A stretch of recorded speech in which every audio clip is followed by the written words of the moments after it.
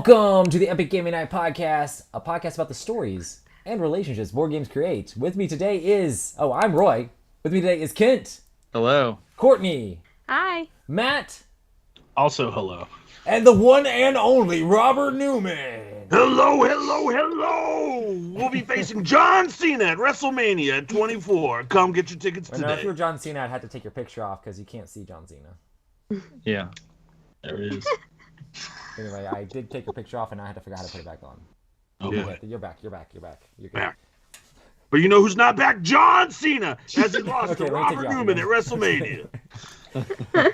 Oh, but yeah, I just got back from Gen Con, flew in, drove like 7 hours to South Carolina, then drove 7 hours back to Miami, then got home at 3 a.m., then went to work. It's Oh only a my gosh. 7-hour drive from South Carolina to Miami. No, that's a lie. It's way more than that. Yeah, Yeah, because it's gotta it's be like more than 7 that. hours to get from It's 7 Miami. hours to get out of Florida. You're right. Yeah. No. 9? Yeah, that's the It's 3 a.m. understandable speaking. you're a little bit loopy. But Anyway, it didn't hey, take me I'm 7 here, hours guys. to get John Cena. Gen Con was amazing. I also didn't sleep at Gen Con either. I was too busy demoing games. Or a specific one. Or signing games, I was signing games. That was awesome. That was crazy. bro. Bro. Let's get my copy, put it on eBay. I Woo! know those things are going for pretty good. Might have to do it. That's I'm insane. gonna drive down to Roy's. So, like, so hey, people man. don't understand what we're talking about at all. I designed a game called Last Light, and it released at Gen Con. A couple people were excited about it. Just a couple. But anyway, there was some people that sold it on, were selling it on eBay as well. And which is fine, whatever. People got to make their pennies. But there was a signed copy as well. That was Yeah. kind of Also, hilarious. didn't your game man. sell out within like the first minutes, or didn't even less than an hour? Every single day, it sold out as fast as Lance could ring people up because there were like 30 copies each day, and there were like 100 people in line, and it made me feel kind of bad because I knew that only the first few people were going to get the game, and they knew that they were going to get the game, but they kept lining up, and I'm like, ugh. I posted on Twitter and I posted on Facebook like videos of like some of the people running. There's one video of like this dude in the red shirt, and he just like comes around the corner and he's just booking it, man. I'm like, walk, don't run. Some people didn't get the walk, don't run memo, but I was like, dude, man, if I could figure out who that dude is, like, I'd like send him a set of dice or something. I don't know. Because he also got like, you see him get in the line. I'm like, he's definitely more than 30 people back. Like he was booking it. He's Yeah. definitely made than 30 people back. So Nor the trick for signing games is make it out to the person. Make sure you get their name and right. it doesn't. To so and so. Hope It you honestly enjoy. doesn't even bother me. It doesn't bother me at all. I only signed the game like with a black marker like up on the top like that like a couple times. So it's like, man. Did you sign it on top of like the plastic wrap, or like No, it was underneath. What I was doing, I made it worse for myself because I was ripping the plastic just enough to be able to sign the bottom like where my name was. So I made it like perfect for people to resell. Honestly, I don't even care. I think it's kind of hilarious. And if people are gonna, if my game looks like it's worth a whole bunch of money on eBay, that could only be good for the game, I guess, right? It's gonna make the fever pitch high, right? I guess I don't know. Yeah. I'm gonna be honest, I'd love it. I'd be Some like, junkies. I'd be hyping it up. Y'all better get this copy right now. $500. Let's go, That's why I say $500 is a steal. I'm gonna bid on this crap myself. man. I'm gonna get this right now. Are you telling me I could get this production copy now, man? I am a little bit that way because I'm posting it, I was like, dang it. I feel like I'm probably helping. I'm like advertising somebody's eBay listing. It's probably not a good idea, but whatever. Oh, man. That's all right. It was so fun. It's It a was great idea. intense. I'd It want to was a know though weird- what it sells for. Like if it really does sell for the $500. No. I don't That know. one, the one that I posted that was $500 was sold. Oh wow. That I was a didn't sold realize listing. So the base game and the expansion was sold for 500 something. Just the base game is like 247 right now. It was probably like Jason Levine, like just or Jason. Jason definitely didn't get a copy. Yeah, because he bought that copy. He's like, hey man, I gotta get this copy. Roy, I did it. He might. that. he Wait, might Gen even Con do is that. expensive, and there's a lot of expensive stuff there. So people got to recoup some money somehow. Yeah. That's true. But and I guess waiting like standing in the front of the line and running to Last Light is way easier than standing like 3 hours in a Lorcana line. So Yeah. Yeah. And those people were definitely trying to recoup money also. I just hate when you pre-order games and they come out at Gen Con first. Oh, I've actually been. It's been kind of crazy how many people have been like supportive and nice about that because it does. bro, suck, it's honestly. amazing. It's absolutely amazing. Like, if I sold a book, if somebody bought a copy, I have to give away copies of my books. But if I gave away a copy of my book and then somebody sold that copy online for like $50, bro, I'd be so excited. Like both nipples would be like boop boop. I'd be pumped, bro. I'd be like through the roof. Like I would lose it, bro. Like this is amazing.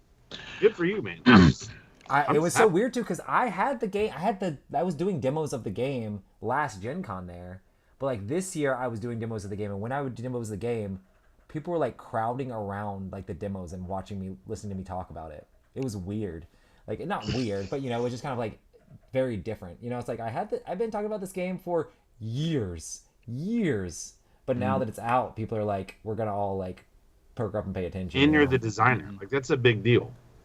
Yeah. It's like going to the movie theater and listening to the director talk about his movie. That's crazy. It's been That's crazy. you. I've been very shocked by the success of it, but this is not the last light show, so we are talking about other things today. We're talking about the 5 games we would have in our board game collections. If I guess everything else was gone, is that basically If what we're it is? starting No, fresh, we're like maybe? starting over. We're starting over. Like we We're lost starting all our over completely. games, or there was a flood I or did something mine bad. specifically like my tastes, so I'm not necessarily Yeah, I suggesting did my group's everybody tastes. else this way. This is what I want. But before we do that, we're going to talk a little bit about some news things. We do have a lot of awesome people in chat. Ruthie, yeah. Ruthie is currently at work. Make that tonight. money, Ruthie. Way. So the first thing for news, actually, let me get to the correct screen here. The first thing for news is Critter Kitchen. This is a new game from Cardboard Alchemy, the same people that brought you Flamecraft. But yeah, I'm super excited about this game. I love Flamecraft, and it has the same artist as Flamecraft.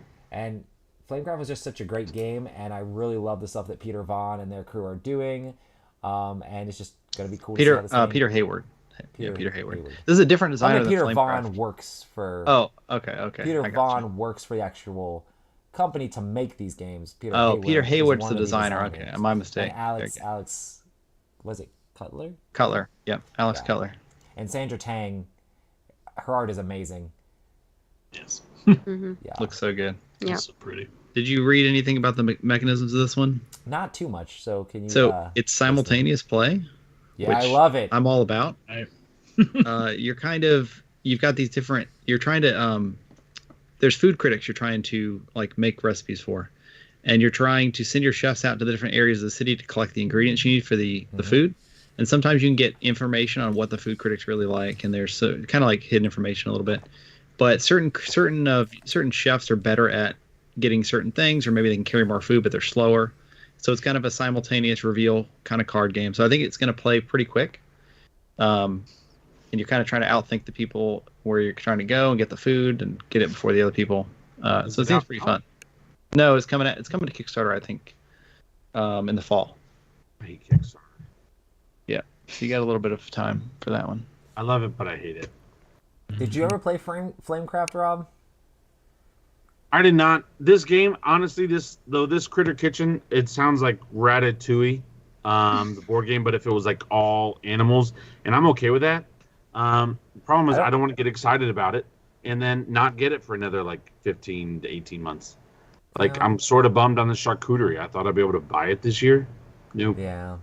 Coming to Kickstarter, but I love this idea and I love the artwork.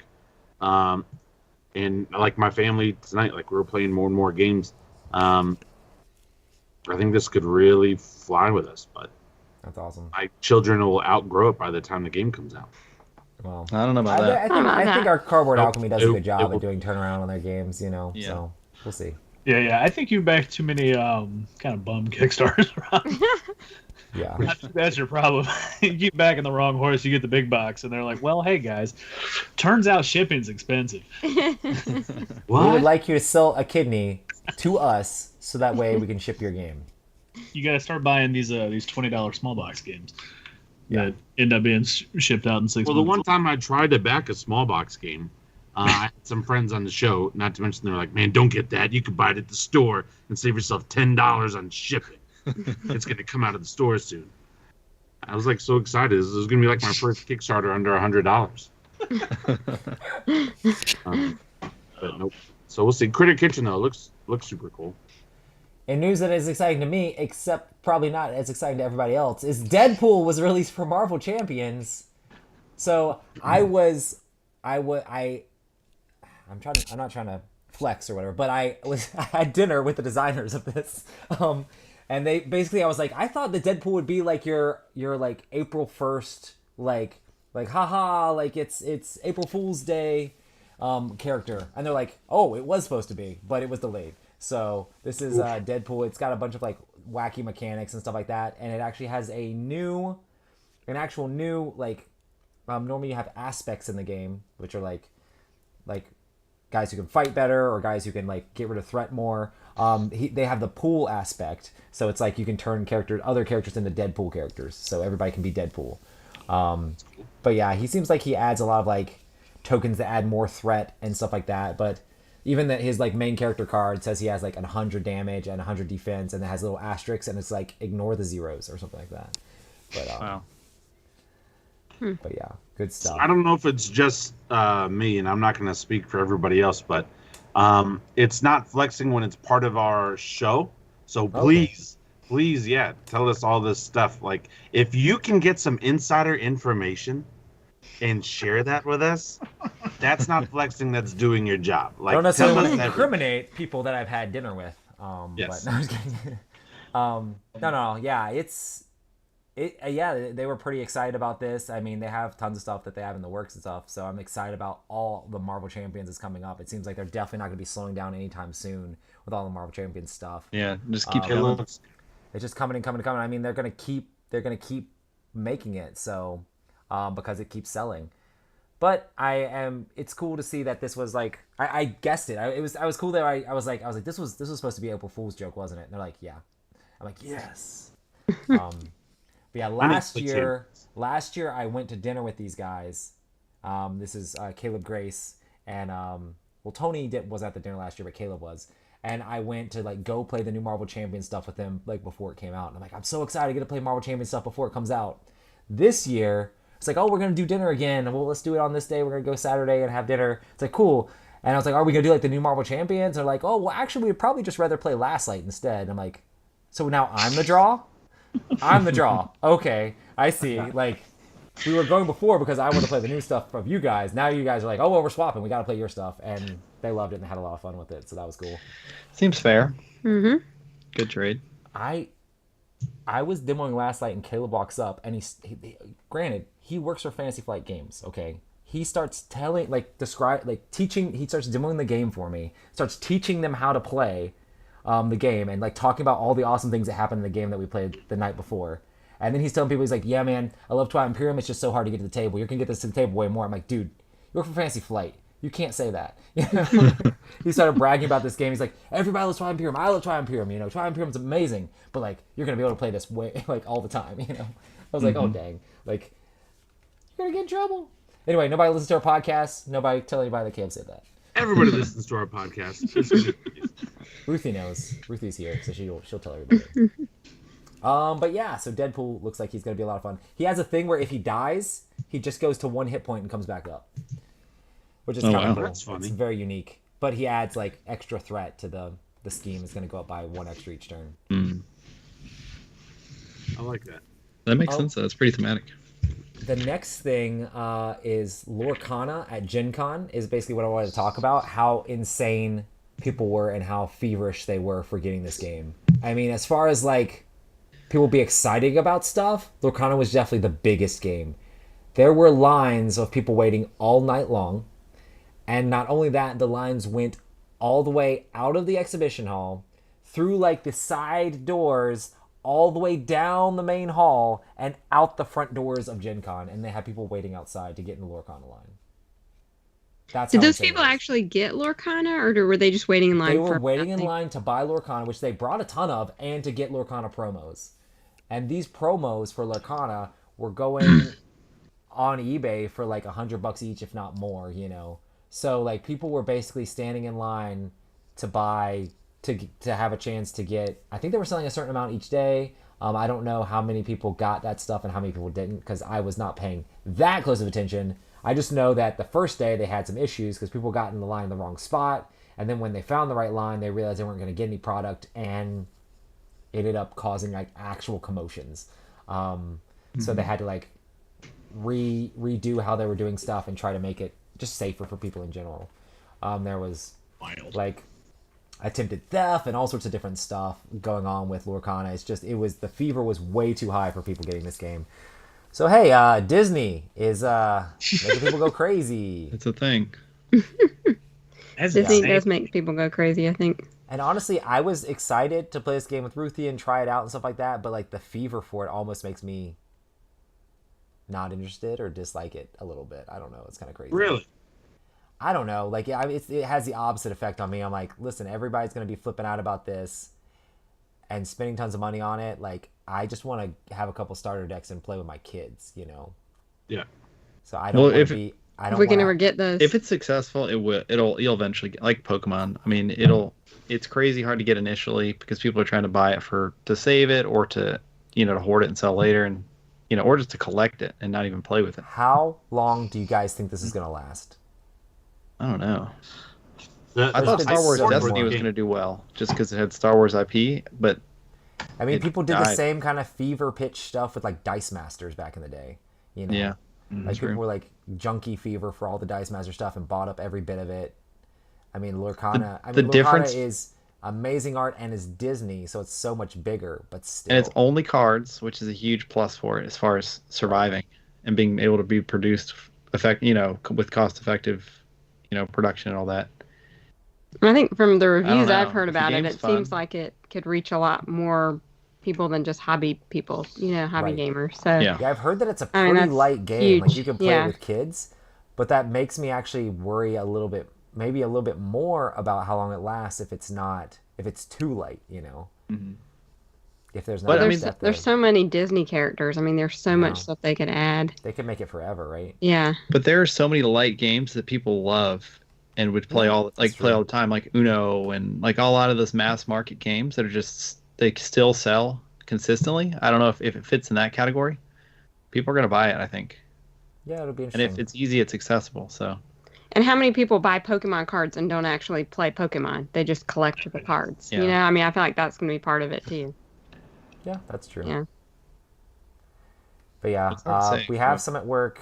I might bring some home to play it or whatever, here or there. You never know. I might play the starter decks, but we'll see. I'm definitely not spending thousands of dollars on eBay for it. oh yeah. Yeah. I'm saving all definitely that not. money for buying my own copies of Last Light off eBay. Yeah, Bro. there you go.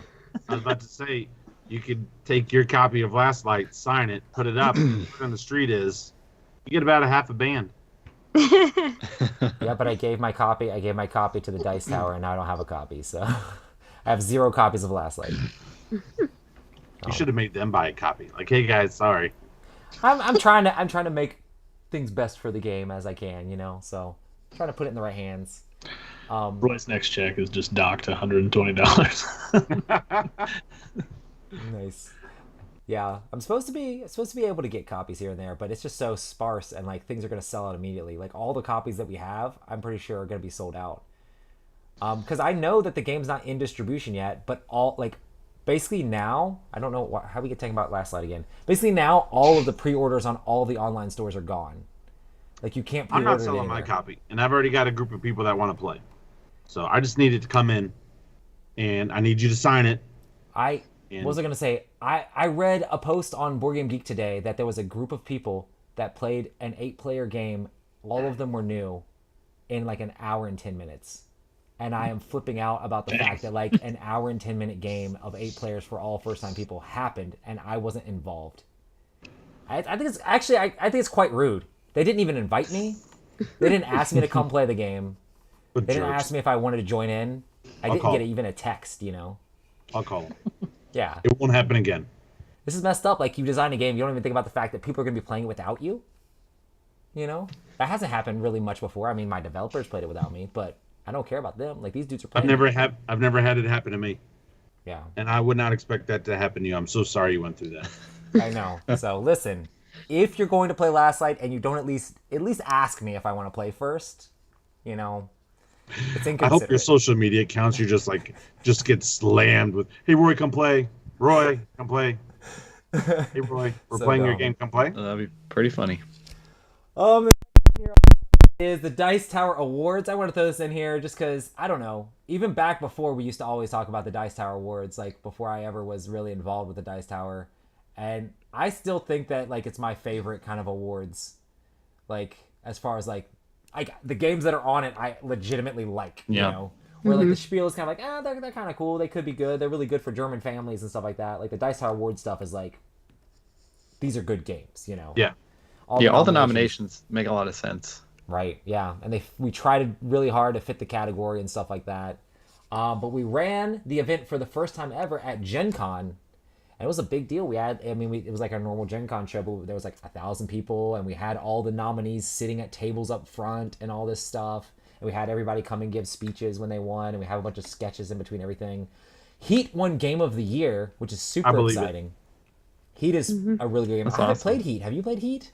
Yeah, it's super good. We played at Cabin Con. Man, it really is amazing. I'm trying to get my hands on it. I've been trying to get my hands on it, but it's one of those games where if you really like Downforce, but you want to take it to the next level, that's what Heat is. But it also offers a campaign, and it offers multiple tracks in the box. Like I think That's awesome. Cost-wise, it's probably one of the best cost games out there because you get so much in the box. And you didn't have to back all this extra stuff. It's just what comes in the box. I believe it's like 4 tracks. You can also have a garage mode where you can customize your vehicle.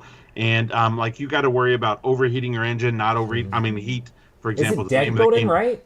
It's kind of deck building, yeah. A Yes. little. Slowly Well, putting a couple not Heat exactly. things in Really? here or moving your stuff exactly. through, drawing You're cards. not getting new cards or anything. It's just Oh, it's just It's- you get Heat and that wrecks you, right? yeah. it does Yeah. work like the deck builder works, where you like reshuffle when your draw pile's empty, that kind of stuff. But you don't you're really just adding acquire new cards. Yeah. You're not adding any new You're just cards. putting heat in there and taking heat Yeah. out. It's just managing heat, but it does shuffle like a deck builder and that kind of thing. You get kind I've of only caught. heard amazing things from it, and I'm ashamed I haven't played it. It's But- awesome. Snap Judgment, Heat or Thunder Road? I know they're completely different Ooh. games. I've Completely not different played games. Thunder Road yet. What are you picking? You haven't played I Thunder might- Road? Thunder Road, so I can't. so I've I played can't- Thunder Road a You lot haven't more than played? Heat. Rob, I thought you said you got it. I have, but I haven't just got it to the table yet. My 5-year-old, whenever I say Thunder Road, just runs around starts hitting people in kneecaps with baseball bats. And I'm like, maybe that's not what Thunder Road is. So I got it, I was- and I have the expansion. I haven't played it. I'd lean towards Thunder Road just because I've played it a lot more. But Yeah. Heat has potential, especially with all the extra content.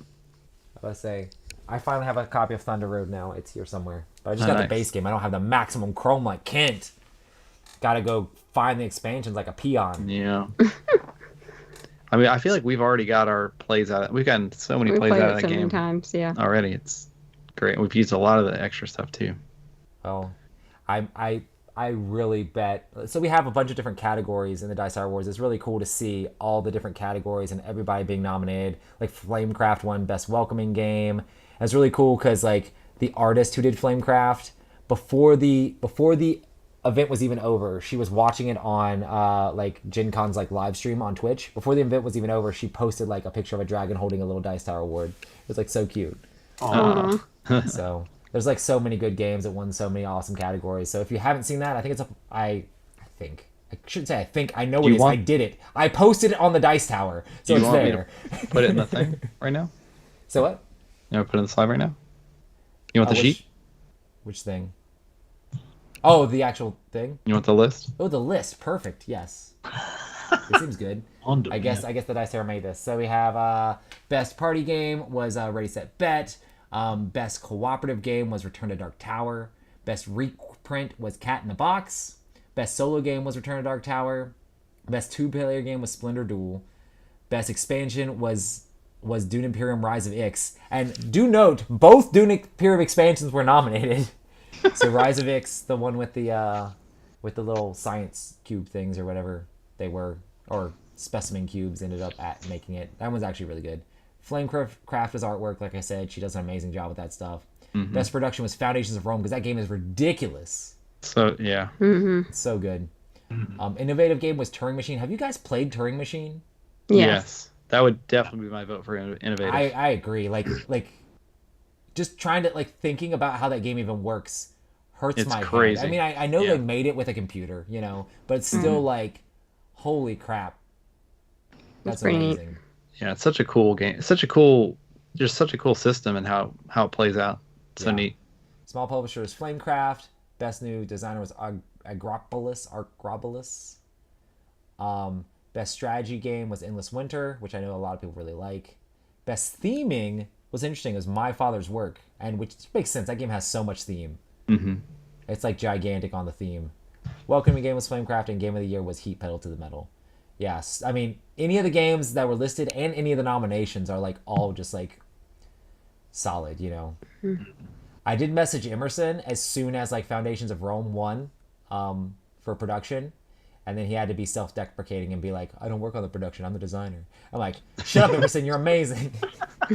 We love you, Emerson, stop it. I was like, it was still your game, you still let him do it. Well, and shout out to the new version of Foundations of Rome coming soon. We didn't put it in the which news, is but the retail version that's not crazy, but That still would have been get- good news to add as well. There's a retail version of Foundations of Rome coming out that is It's called Foundation of Manhattan or something, Foundations of Metropolis. yes, Metropolis. I think that's what it is. Yeah. Yes. And it basically has a lot of cardboard tokens for all the different stuff. So hey, you can get it at a much easier price point to manage with a different theme. Another game that I'm super excited of, speaking of expansions that just won awards, Dune Imperium is coming with an Uprising expansion. The cover art on this is ridiculous. I love this cover art. Yeah. Standalone expansion. Mhm. Stand-alone expansion. That's I huge. love Paul Denton makes amazing games. I'm super excited. I actually messaged him because I was ragging him a little bit because Last Light is rising up the hotness on Board Game Geek, and it was I was counting it every single day, and it was at number 3, and then today it's still at number 3, which is great, but there's games that drop below it. But Dune Imperium Uprising shot all the way to number 1 immediately. And I'm like, Paul, you're like a boss. What's going on? You're the best. I bow before you with your space game. But no, it's awesome. But yeah, I can't wait for any more stuff for Dune Imperium to come out. Just because it's in the top 5. It's an amazing game. It really is. Mhm. It's probably one of the greatest games I've ever played, unfortunately. And it's a great system, so I Can can. you look up what all they're adding to this that makes this So it unique? says when I saw it, it was a 6-player mode. So it's similar to the original, team-based. but they are doing a team mode with 6 players if you want. It's an optional module. It's not a thing you have to do all the time. I swear if you say simultaneous actions, I gotta go high five I Paul. don't think I didn't see anything about simultaneous actions, but it's possible, but I don't know. But I think it's kind of similar to the original, but maybe new worker spots, kind of changing up how things work. But it's kind of the similar core, I The believe. thing that I heard that was crazy about it was all the cards from the previous games and expansions, as well as the expansion boards, work with this game. Oh, but it's just a different Oh, main nice. board. Yeah. I Oh, okay. love this because I played a lot of Dune Right. Imperium, and this is great. It's basically Dune Part 2 that's getting ready to come out in November, right? Because you had Dune Part 1 that came out, and now this is its own standalone, right? Right. Which is Kinda, yeah. which is the Uprising, which is the big fight, because that is Dune Part 2, and now you've got this one where you can use all the old stuff. Oh my gosh, this game, I think this This is number game 1 is on my so anticipated good. list right now. Yeah. That's crazy. That's amazing. it's an instant buy. Even if I'm in trouble, it's an instant buy. Yeah, I agree. It's the Dune tabletop universe. We're starting When it now. comes out, if Roy's in town for family stuff, we need to meet. If not, we're going to Raleigh, and we're gonna play Doom Imperium Uprising. I wonder when this is gonna come out. That's cool. That's awesome. I hope it comes out when the movie comes out, because they're not doing a Kickstarter. This goes straight to retail, right? They have not done Kickstarters in the past, so I'm hoping straight to retail. Yeah, they did Kickstarter. The only thing they did Kickstarter was for they didn't do it for any of the Dune Imperium games. They did it for that Clank Legacy thing. Oh, yeah. that's right. Yeah. Okay. Yeah. But I think that was just specifically because what it was, right? Yeah. But isn't there a pre-order though where you can like get a bunch of stuff? Because I remember you can buy it now, but I remember when we first played Kent's copy, it was like all decked out with all the special miniatures, and he was like, "Yeah, I was part of the pre-order team. I got this special Kent, ultra deluxe." Hey, Kent, I was also part of the pre-order team, but you know what? I had to sell my copy because I had to pay bills because I live in Miami.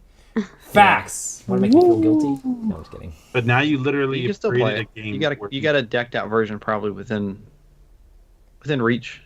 Yeah, that's true. And Wendy Yeah. painted the miniatures. Wendy didn't paint your miniatures, Kent. No, definitely not. Mine are gray. Just like your soul. No, I'm just kidding. No, that's black. Oh, yeah, you're right. No, At it's a least bunch you're of honest. colors. It's chaotic. Hey, I I'm do so want to. We have a little bit of a slightly different format this week because we're not going to be talking necessarily about games we've been playing. 100%. I mean, I've done too much of that already.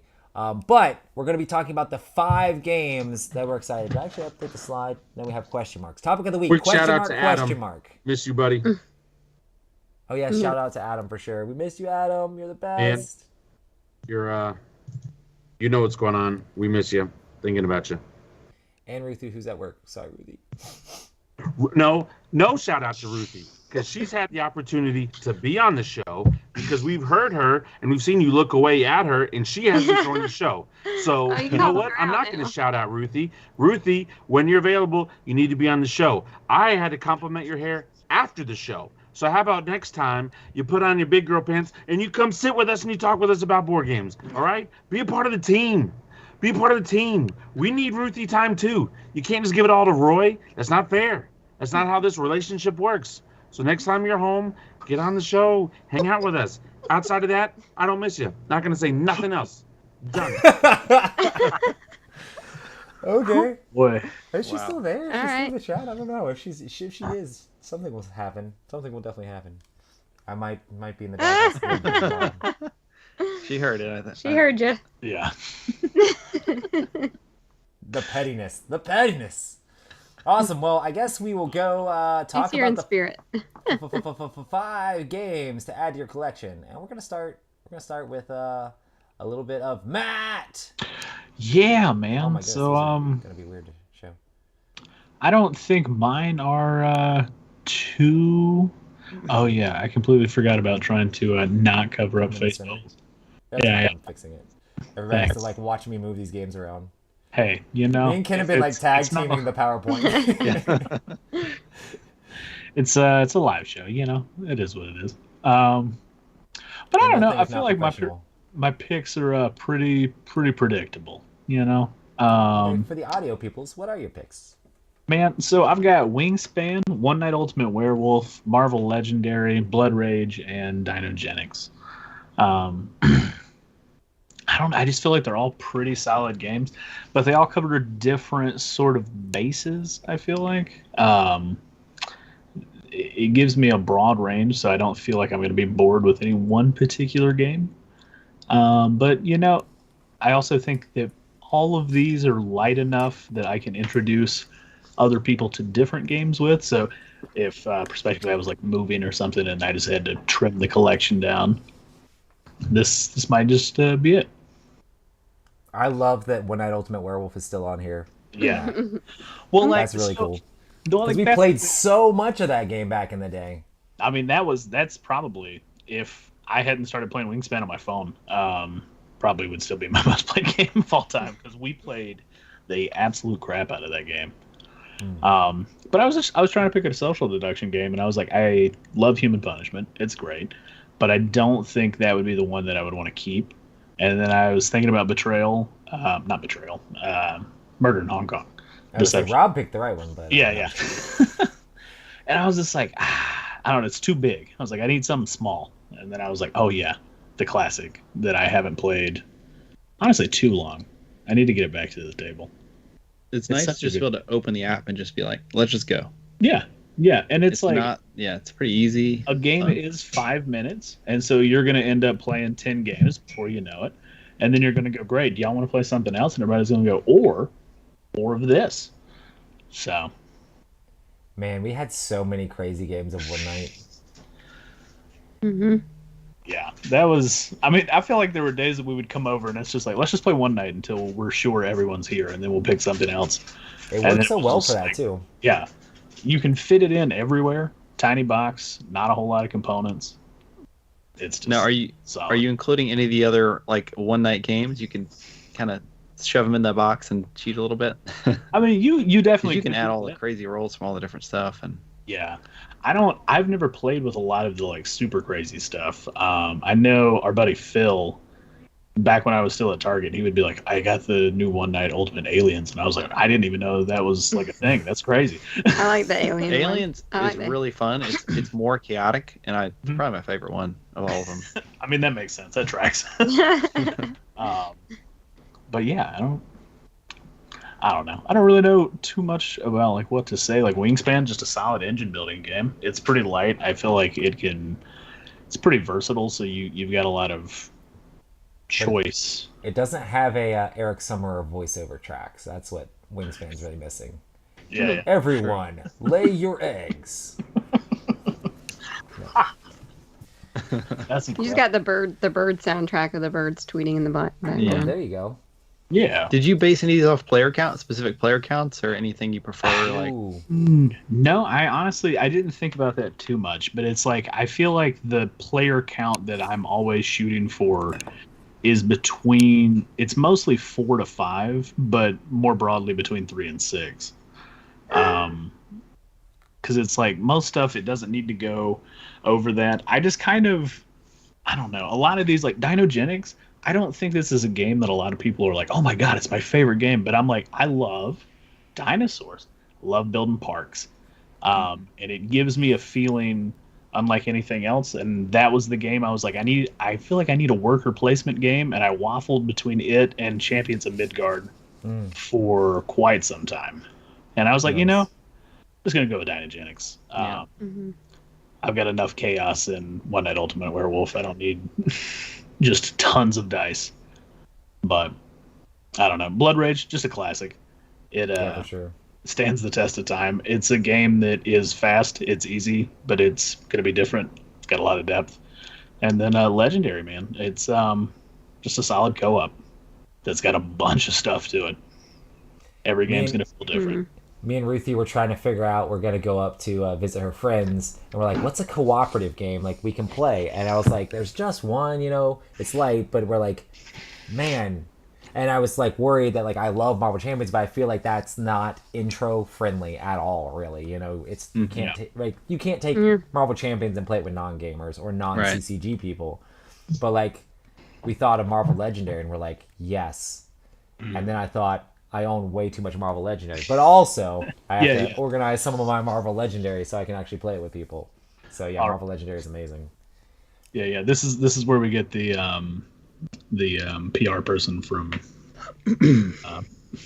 the company that makes it, Upper Deck. Upper Deck. And they're just like, hey, just get another one for the road, and you can keep that legendary deck small and have only very few, and you can have travel legendary instead of Yeah, being exactly. like us that have 10-pound chests just full of cards. There is that interesting thing of like when you own too much of a game, then it makes it hard to play that game. yes. Yep. That's a real thing. It's probably been like 8 months now, but like I had AJ and Ryan over and they were like, let's play Legendary, and I like pull it out and I'm just like stacking up the heroes and stuff, and I'm like, Like, which so one do you want? It's like it's hard. just It's go cumbersome to look through. through the heroes. yeah, go through these 250 different decks and tell me which one you're feeling.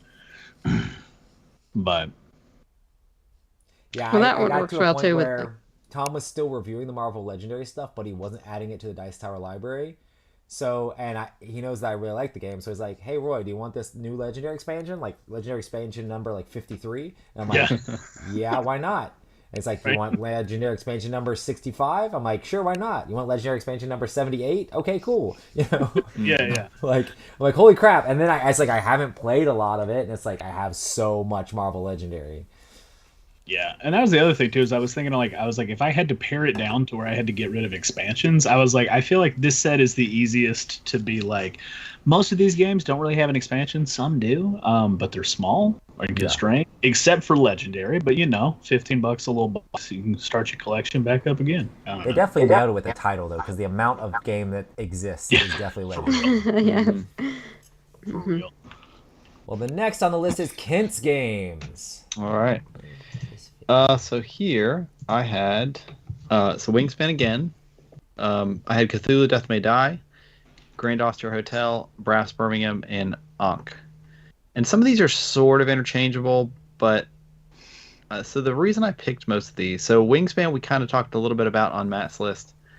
It's a step above like an entry level game for sure, but you can still kind of get people to play it. It's got a theme that a lot of people can appreciate, even if you're not really a gamer. But it's got a lot of crunchiness that you can appreciate as a gamer. Like, there's a lot of combo building and engine building kind of feel for it, which is, I really enjoy that kind of feel when I'm playing. And it works best with I'd say 3 to 4, maybe. It goes up to 5 if you really want to have a long game. But it works also really well with 2. So a lot of my focus too was on 2-player games because primarily Courtney and I play together. I'd say the vast majority of the time it's 2-player. So Wingspan is just very satisfying, fun. I mean, I like the theme, great art.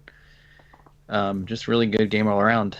Now, Death May Die is a co-op that I picked, mainly because I couldn't decide between this and Mansion of Madness. But it came down to this because I haven't dug into this as much as I really would like to. And there's so much content for it, but I love what's going on with the game. There's so much variety. It's really cool with the way you play. You have when you choose a scenario, you just pick any scenario you want, and then you mix in any Elder God you want. So it kind of gives you a nice a little bit of variety for each scenario you play. And then you have these characters with all sorts of really crazy, ridiculous powers, and the game just ramps up just to such crazy levels when you're playing. You're about almost every game you end either going to die horribly, but you're going to be doing all sorts of crazy stuff before your character goes insane. And it's just a lot of fun. It's really got really nice table presence with all the miniatures and stuff, and it's just a big game, but it's a good co-op, I would say. So it's my co-op pick. And then Grand Austria Hotel I picked because it's really my just straight up 2-player pick. It's not a game I would play with any more than 2 probably. It's just a dice drafting game. Courtney and I both really like it, but it gives you a lot of very satisfying combo building, engine building kind of stuff. And the drafting is really fun. So it's you're rolling a bunch of dice, and then the dice you draft determine what actions you get to do. So sometimes you just can't do certain actions just because the dice aren't really rolled the right way. And it's got this kind of thing where you have to balance this track that's bad stuff happens to you if you don't work too much on this track. So if you're not focusing on the track, you can get really hosed. So, but if you do well on the track, it gives you nice bonuses. So it's just a really satisfying, quick playing. It's actually I'd say it's a medium weight game. It's not that heavy once you get into it and have played it a few times. And it's just it plays quick. It's 2-player only, like I said. It's ridiculously long at higher player counts, but it's really good too. And I just like the weight to decision ratio. So it's a good balance there. And then Brass is pretty much my heavy Euro. I like the interaction of it. I like how it looks. It's just one of those games that, it's not rules wise, it's not too bad, but it's got a ton of decisions, ton of hard choices. Kind of an economic game. It just works really well for me. I just really enjoy the card play and everything it has to offer. But it's not one I play that often, but it's probably my go-to heavy Euro if I had to really pick one. And then Ankh is my kind of my area control kind of battle game. This one I can go back and forth between this and Rising Sun, honestly. It really would just depend on my play group, what game they like better. Because I like both of them. I think they're both kind of cool. I prefer these over Blood Rage because I like the way the combat resolves in these. This and Rising Sun has combat that's kind of planned out and it's going to happen in order. Yeah. And it's kind of like a phase, and I like the kind of outthinking in those combat phases. It sometimes gets dragged out really long and gets kind of crazy, but I like the kind of you can see what's coming in these games and kind of plan for the big battle phase, and kind of in both of them. And I don't mind the merge thing in this game, and I don't mind the the team play in Rising Sun. I'd probably lean slightly more towards Ankh because it just seems more clean of a game. But either one is fun, and I enjoy this kind of thing. And Ankh also works well with 2 players, unlike Rising Sun, which does not. So that's pretty much what I would choose and why. Those are I don't have a lot of like super entry level games, but again, I was mostly focusing on yourself, yeah. what I play with myself and what I play with Courtney and that kind of thing. And I can always play Wingspan with almost anybody. So that's awesome. Yeah, there we go. Oh, Rob, do you want to go? Or should we give you a sec? What? I would say it's your turn. I was about to skip you, but then you appeared. Sorry. I was about to leave when Kent was talking too, but I figured it was rude. I thought Kent's list was good. It was just heavy, but I know Kent, so those games are like perfect for Kent because the whole idea is like what you would choose, and those are games Kent would choose. So yeah. All right, Rob, what's your list here? Crap, I got to remember what I put on that list. My list is Deception Murder in Hong Kong. I have got. Are you editing the slide right now? Yeah, I'm trying to make it fit in between us as people. Got it. All right, I'll go to my photos then. I've got Champions of Midgard. I've got Telestrations. I've got Deception Murder in Hong Kong. I've got Zombicide, and I've got Project L. That's awesome that you added Project L after like you just started playing that game. Bro, we love it. We love it. I almost picked another game that we probably played like 20 times here in the last week or so, which was the Costume Party Detective. Like my youngest daughter absolutely loves it, so that's my honorable mention because it's like Among Us. Real simple, real easy to play. But these are games with my board game group that I would like to get to the table. Telestrations. I think if you play any type of party game, Telestrations should be in your repertoire, your armory of games. Telestrations, it's one of the greatest games for party games because it doesn't get outdated. That's one of my issues with Wits and Wagers. I wanted to put Wits and Wagers on here, but there's not any updated cards, or at least I haven't found any updated cards. So like a lot of our cards are based off of like 2017, 2018 facts type of a thing. So it's not, today's information. Where Telestrations, if you have to draw a picture of, puppy love, well, puppy love is timeless, and so you just draw that picture. So it makes it fun, makes it really easy to work with and to get that stuff going. So I love Telestrations. I also put Deception Murder in Hong Kong in here. I've gotten more non-gamers to play Deception Murder in Hong Kong than probably any other game. And by the time we're done playing Deception, they all love it. They're like, oh, man, well, hey, can I try being the forensic scientist? Can I try this one time? It's a good game, and it offers growth. Like, you can go up to bigger numbers. And I think everybody secretly, maybe, your percentages are higher or lower. Everybody secretly wants to murder somebody. Everybody secretly, like, they have that one teacher or coworker or somebody where like, man, I could kill you with this, with these clues in front of me. I could definitely get away with it. And this allows them to get that out in a healthy manner rather than actually. Some of us enjoy being the forensic scientist and solving the murder, not committing the murder. That's right. I love being the forensic scientist. I'm just a really mean forensic scientist. You're because just like holding the bullet, like slamming the bullet on a thing. No, I base it off of the person. So if it's like a young, small person, I'll put down like, under like the body size, I'll put like small and young. But if it's like, if it's me, I'm putting a tall, fat guy, yeah. And everyone looking around the table, who's this? Rob's the killer. Let's figure out how he did it.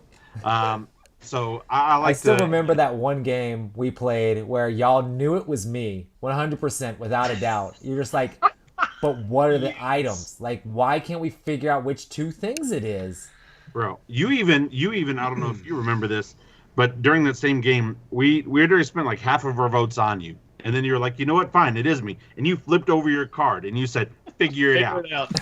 Figure it out. After you flipped over the card, which was so amazing. And we still couldn't figure it out because it was like elevator and envelope or like business documents or something.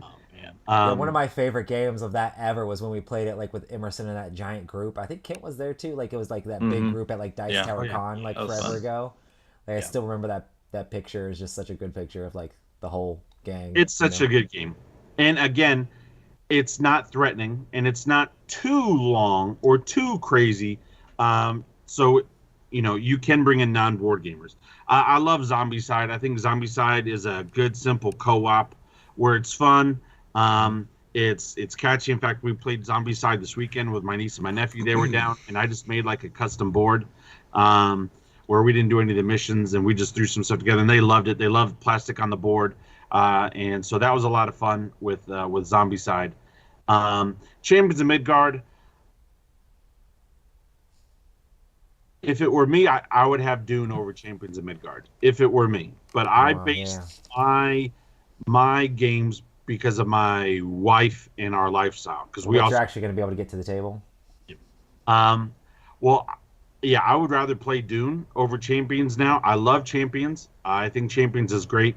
I put Champions because one, the artwork I think is more inviting. Dune is very much Dune. You know, if you know the books or the movies and stuff, it is what it is. Where Champions has got like that colorful, crazy cartoon Viking Nordic theme where like, okay, it could be silly, where Dune is very specific sci-fi. It is what it is. Champions is more fantasy, but again, the bright colors and stuff make Champions more inviting to me. Also, I like Champions because what it can do if you are trying to introduce players into the game is it gives you plenty of options, right?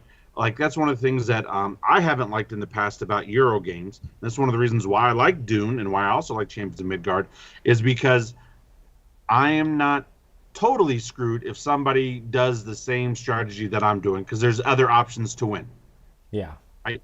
Champions of Midgard, Dune, they offer other options to win. Whereas some old Euro games, like if you don't know how to plan it out to get the perfect engine, you're kind of really tight economy, and like you have to take a loan. If you don't take a loan on the 5th turn, you're obviously not playing right. You know, that sort of thing. Yeah, to me that sounds great to me. Yeah. No, I don't play games like that. Those are terrible. Yeah, I'm not a big fan of those games. And then Project L. Man, we have played a bunch of Project L. In fact, my copy, you guys can't really, at the bottom of the L, you see that little stain right there. We've played this around food. We played this not around food. We played with my in-laws. We played a bunch. In fact, it's still upstairs. We were playing stuff like that. It's so fun. I love the strategy behind it. I also love the strategy of taking a bunch of the tokens of one color that somebody now can't capitalize on finishing that card. Like the little level ones, the yellow and the green ones. Like once those are out, sorry, those are out. Like you're trying to get that stuff, but it's really not threatening. It's got that Tetris vibe. The components are amazing. Like, and I don't know if I just bought the deluxe edition. I don't think, because mine doesn't say deluxe, but I love the ceramic tile feel of the little pieces. I love the indentions on the white cards and the black cards. It's not threatening. I play with my 5-year-old. She plays some, and she does play. But it's something that my 10-year-old, myself, and my wife will play, and we can play fast now. Nice. And we're just really enjoying it. It's not complicated. The rules are very simple. In fact, the rule book is 4 pages, and it's because each page is a different language. It's basically one language per page. And then also your player cards have the rules right in front of you as well. So I want to think that my 5 are like if you're trying to get people into the hobby. After they're into the hobby, go play Kent's 5, right? Because I want to play all of Kent's games or the majority of Kent's games. But mine are like more coded around my wife and our friends and my kids of like, okay, not trying to do too much if I were to start all over. So that's my 5. If I were to start my collection over today, Telestrations, Deception, Champion, Zombicide, and Project L would definitely be maybe not in that order, but they would be the first games I would buy back. That's awesome. I had Project L for the longest time for Ruthie to talk about on the podcast as like a game we had played, and there were several weeks where we didn't talk about it. We switched it out for other things, and then when we finally talked about it, you're like over the moon about it. That's awesome. We played it at the retreat and like loved it, so I'm glad you love it too. Well, speaking of Ruthie, if she's listening, because she's not on the show, we'd love to have her on the show. Sure. It was her recommendation. You know, because Marlo's not as aggressive. Marlo is that aggressive with me like Ruthie is with you. Like if I play Risk or something with Marlo, she only wants to kill me because she's like, I don't want to play this dumb game. And because you made me play this dumb game, I'm now just going to try to kill you. Where Ruthie is, Not that she thinks the game is dumb. She just wants to kill you. She's just like, Roy, I love you, and my love language is destroying you. I've seen times when it's not even just me. Like it's just killing in general. Well, I sort of thought, okay, well, if Ruthie really loves this game, and I know she's more competitive and chaotic, like let's go, maybe we should get it. So I got it. We went to the beach earlier this summer, and man, that weekend at the beach, we probably played the game like 10 to 15 times, and we've been playing it ever since. So it's a great game, and it's real pretty, and it's a small box too. So if you're worried about space, it doesn't take up a lot of space either. It really is, I think, like a staple for my collection. Like I'll never get rid of it. In fact, my wife has been asking for expansions. Oh, it's awesome. There are a few. Yeah, That's but cool. they're hard to get your hands on. There's also like a Board Game Geek store like exclusive like box that you can store the game with the expansion. It comes with like game trays or something like that. You can store everything in. If you want it to not be a small of a box, I guess. Mine, it's kind of a weird list, but I was just like, I'm just gonna be honest. So I actually changed one out real quick because I didn't think about this that long. I mean, Marvel Champions is my favorite game of all time. I could play this solo, I could play it 2 players, and I played so much Marvel Champions, but I still love that game. Like I love playing Marvel Champions, and I've had so much fun playing with so many different people, and the fact that it's just so solid. I guess it's kind of weird, these games like Marvel Legendary or Marvel Champions is like, yeah, I'm gonna pick the game that has mass amounts of content and like infinite replayability, you know, because like, hey, if I'm not gonna have any other games, why not pick a lifestyle game, you know? Yep.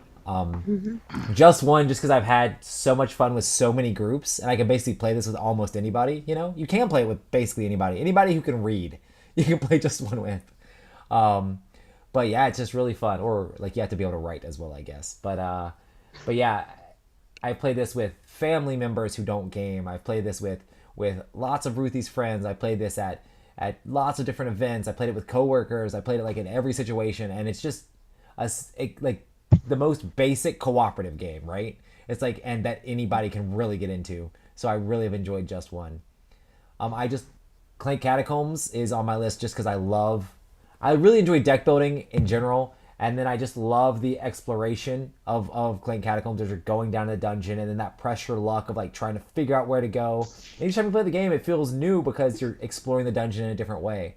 It's just cool to see like, oh, what time am I gonna get? Oh man, maybe I can dig deeper and deeper, but you get too far and then you're gonna get in trouble, you know. And then I switched out. I had Gizmos on here, but I'm like, nah, I'd rather play Unmatched than Gizmos. I figured that like you said player count, and I'm like, oh man, for a 2-player game, like even two and 3 and 4, like Unmatched is just a blast to play. And then once you add in Unmatched Adventures, once this becomes cooperative and you just have that all as one label of Unmatched, this is like insane. Like obvious, yes, 100%. Like, because if I can play this cooperative or competitive and add all the other stuff in, yes, all day long. But yeah, super amazing. And then I put my own game on here, which is super dumb and as a shield, but I have played this game more than almost any game that I've ever played, which is saying something. But the replay value for me is insane, and most of the time I'm demoing this game anyway. So I kind of want to actually play the game with people. So where I can actually try hard to actually win, but I never really do that. But I've just had so much fun. You did against me. So what? You did against me. What do you mean? Against which You beat game? me. We played last night. We were like neck and neck, and you just like destroyed me at the end. That's because I sat down and I was like, oh, I'm Yes. playing with my friends, and you guys have already yes, played. Yes. You know what? I'm actually gonna play the game. It was pretty tight for a little while there. Yeah, I mean, yeah, I always sit down. And I'm like, okay, I'm playing the game, but then I get to like, I'm pretty sure I can win this. Let me pull back a little bit here. Let me pull back a little bit there, because a lot of times, I mean, to be honest, I mean that might be a weird thing to do, but I'm trying to make people like the game because it's my game. And there's a lot of media people I play it with. There are a lot of designers I play it with. There are a lot of people that are tastemakers in the industry, and people just like games more when they win them, you know. And there was a time when I have played this game and demoing it to people and been like, I'm just gonna win, and it doesn't feel as good, you know. So, but just know, the game's out now, and I don't have to demo it to you. Oh yeah. I'm just gonna play. I'm just kidding. I was gonna say, man, No, you you should should, set you up should. like a challenge coin situation where you'd be like, okay, if you want me to go 100%, I will, and if you happen to beat me, I'll give you a little trinket or whatever. But The thing is, the That's game the is so interactive. If people want to win, they definitely can. Oh, yeah.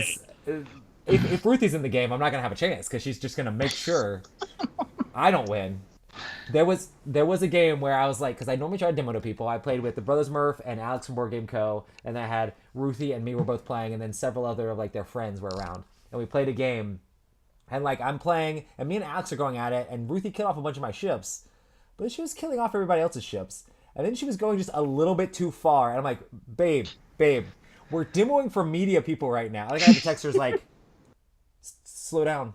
Slow down. You're going too far. And she's like, but I'm doing so good. I'm going to win. I'm like, let the Wookiee win. Anyway, so then I made her listen to other people talk about how they won the game when she had to pull back also. Listen, it's part of the deal. Like, we're trying to succeed together. Sometimes you got to not destroy everybody in the entire galaxy. Mm-hmm. But yeah, it was fun. So yeah, sorry, Nick from the Brothers Murph. I told Ruthie to let you win, and she did. But yeah, good stuff. Those are my games. Courtney, what's yours? So I also had Legendary up there. Crossover. Just because it's my favorite game of all time, and all the things that we've already said about it. It's amazing. It's my favorite deck builder. And there's so much content. You'd never play the same game twice if you didn't want to. So, it's awesome. I put Carcassonne is right up there too in some of my top games. It's super approachable. Everybody can play it. It's really simple. It's just, Kent was talking to me about it earlier, and he was saying how it's too lucky and like he doesn't like it anymore. But I still love it. No. It's just I said it. Over 2-player. over 2 players. It's too lucky. 2 players, great. I'm really excited. We actually just got in Missile Carcassonne today, so I'm excited to play that one too. But Carcassonne is just one of the first games that we played when we started getting into board games, and I don't know, I just love tile line games, and so I just always have it's simple, but I always have a good time playing it. So, and then one of my favorite Euro style games is Ultimate Railroads, or we played it as the kind of Russian railroads too. But you got to have a good train game, and it's got some good worker placement. And you're building up different train tracks and stuff. And I always have a good time when I play this game too. So it's one of my favorite Euros. And then we talked about Flamecraft earlier. It's just can always make fun of me, but I love completing orders in games. It's like one of my favorite things to do, and I guess it kind of reminds me of like playing video games and like completing quests in video games. Like it just feels so good to like just check that off the list or whatever. And so and I love the art. The dragons are really really neat, and we haven't played this one that much, but I would love to play it more. And so that's kind of why I put this one on there, because I think it'd be one of the ones that I wanted to get again, because I want to get more out of it. And then lastly is probably, somewhat as big as Legendary is Too Many Bones, which is one of my favorite like dice trucker games. It's just the campaign is so much fun, and building up these different characters in this completely different fantasy type world is just so much fun, and like gaining experience, and each character plays so differently. But yeah, I really like this game, and the production value on this is just amazing, and it's one of my favorite chip theory games, I think. But I like dice rollers, and this one you get a lot of cool custom dice with this one, so it's fun. Very excited about the Skyrim like Too Many Bones game. I guess it's based off Too Many Bones, but the Skyrim game that Chip Theory is coming out with. I've never Maybe not into actually Skyrim played that much. Skyrim, so I don't think we backed that one. It looks really good, and we did not. I wanted to back it, we did not. But it's one that we would probably try Yeah. and then Well, see. you can't back them we have all. so- unless you Yeah, I you know. can't back. We You cannot. cannot. You can't back. But them we all. have so much Too Many Bones content. We're like, maybe we just play more Too Many Bones, you know? Yeah. So, Yeah, that makes sense. but it looks really good. And it has a little bit different stuff going on. But yeah, Too Many Bones is a fun one. But yeah, I think that's everybody's here. I was almost wondering if Ruthie was gonna bust through the door and be like, "I'm here, Rob. I've completed the mission. I'm ready." But yeah, that is kind of our top list. Is there anything people wanted to add to the show or to the podcast?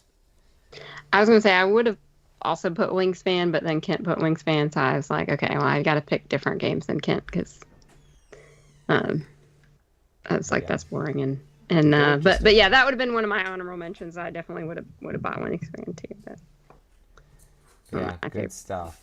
I also had Junk Art as an honorable mention.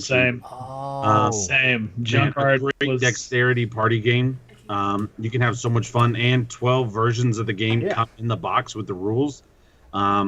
It's just hilarious. I still only play the one version, and I love seeing everybody freak out when they have to move on to the next stack, thinking like, "Bro, why did you do this? Why did you stack it like this?" And I originally had Junk Art on there, and then I took it off and replaced it for Champions of Midgard because I already had two party-ish style games. But man, that's a good game. You see, my list again is I'm friends with Kent and Corey, so I'll just go What'd you play say about their. me, Rob? Hey, what's up, man? Who's I back? booked Focus it over here. here. Good, ready to fight. good. What's up, asking you girl? shall receive. It's good to see you. yeah, but now you have to say your top Hi, 5 everyone. games. Oh, no. I'm out. I did not prep for this. Let's There we say go. if you had to pick 5 games, are there any games off the top of your head that you think you'd like? Like my favorite If games, you're gonna get rid of, if you're gonna only have a collection of 5 games, they're going to be all Marvel games. all of them?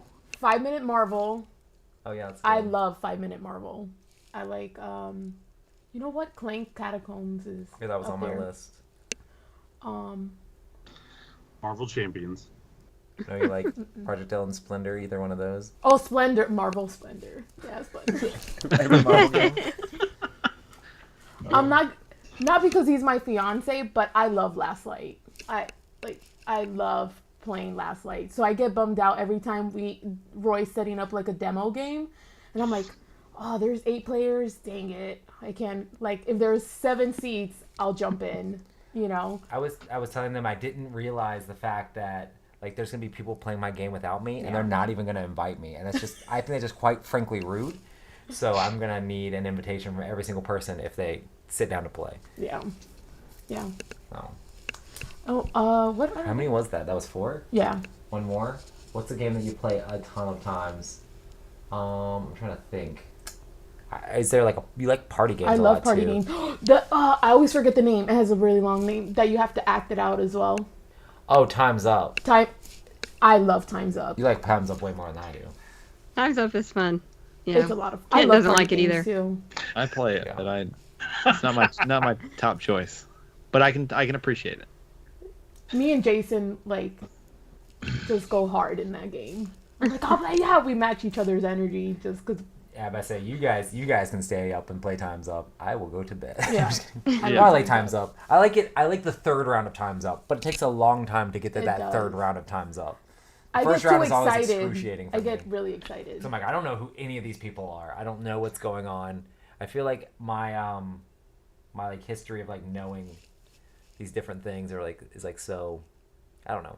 Yeah. Some Different of those artists cards, and whatever, movies and whatever, different some stuff. I certain don't know. versions, those cards People are make like fun so of me for obscure. Not knowing who different inventors are. Right. Yeah. There you go. Boom. Drop my 5. Boom, Awesome. Made it happen. Good See? pick. Awesome. Good Good pick. pick. That's why we need you on the show.